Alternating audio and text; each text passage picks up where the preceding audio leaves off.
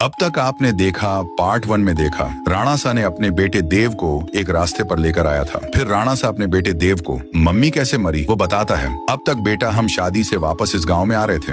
हमको आते आते 7 बज चुके थे। सारे घरों की खिड़ ढकी, दरवाजे बंद थी। तभी मैंने तुम्हारे मम्मी कहा, नंदनी अब हमारा घर बहुत दूर है और वो लोग आ जाएंगे। फिर तुम्हारे मम्मी बोला, हाँ तुम सही कह रहे हो, हमको झाड़ी में, वरना कहाँ तो छुपना पड़ेगा। तभी नंदनी ने एक टूटी फूटी लकड़ी के झोपड़े की तरफ इशारा किया। मुझे वह झोपड़ी आज की रात बिताने के लिए सही लगी, इसलिए मैं झोपड़ी में जाने का फैसला किया। हम दोनों झोपड़ी की ओर जाने लगे। हम उसके काफी नजदीक आ गए थे। मैं तो उस झोपड़ी के अंदर चला गया, पर तुम्हारी मम्मी बाहर रुक के किसी से बात करने लगी। मम्मी को एक छोटी बच्ची रोके बोल रही थी, आंटी मुझे बहुत डर लग रहा है, मैं बाहर छूट गई हूँ, मेरा घर बहुत दूर है। फिर मम्मी बोली, बेटा तुम रो मत, तुम एक काम करो, हमारे साथ आओ। इतना बोलते ही उस छोटी बच्ची ने माँ के चेहरे पर हमला कर दिया। तुम्हारी माँ वहीं पर मर गई। मैंने जोर से चिल्लाया। नंदनी, फिर वो लड़की मेरे पास आकर मुझको बोली, आओ ना अंकल, बाहर हम साथ में खेलते हैं, बाहर आओ ना, क्यों डर गए? अरे आना, और हंसने लगी। राणा सा ने देव को ये माँ की कहानी बता के तीसरा दिन था। देवराजू की टपरी से एक कुरकुरा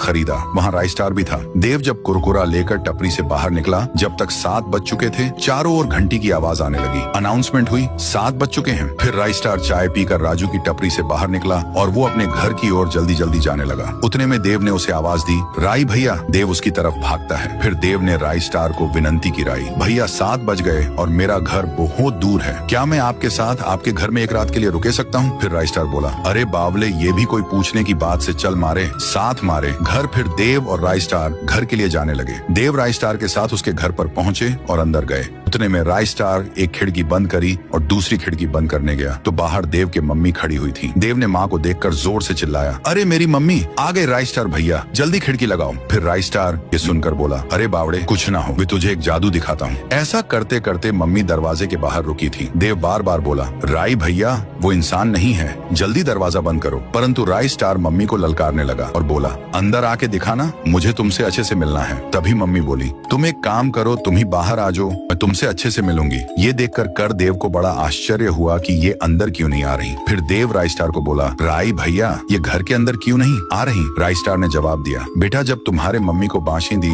नोच नोच कर मार दी थी और थारा बाप साला झोपड़ी में ही था, वही सब मैं खिड़की से देख रहा था। मेरे मन में सेम सवाल आया कि बाशिंदी झोपड़े में अंदर घुस के थारे बाप को क्यों नहीं मार रही थी। यही जानने के लिए मैं अगले सुबह उस झोपड़ी के अंदर चला गया और चारों तरफ मकड़ी के जाल के सिवा वहाँ कुछ नहीं था। मैंने जब कोने में देखा तो वहाँ पर एक चमकदार जादुई सर की शेप में भोपड़ा था और वो वही भोपड़ा देख वहाँ रखा हुआ है। इसीलिए ये बाशिंदे अंदर आ सकते समझ गया कि और इसी की मदद से थारा बाप बच पाए